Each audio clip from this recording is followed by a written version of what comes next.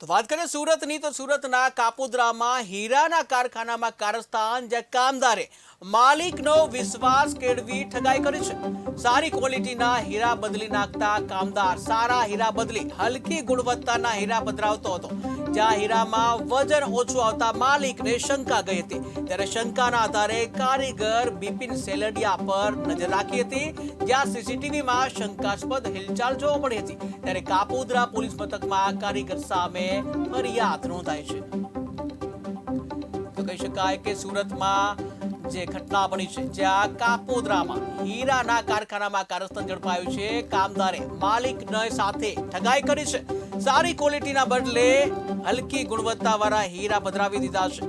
જ્યાં સારા હીરા બદલી હલકી ગુણવત્તાના હીરા પધરાવતા હીરાના વજનમાં ઓછું આવતા માલિકને શંકા ગઈ હતી। શંકાના આધારે કારીગર બિપિન સેલડિયા પર નજર રાખવામાં આવી હતી।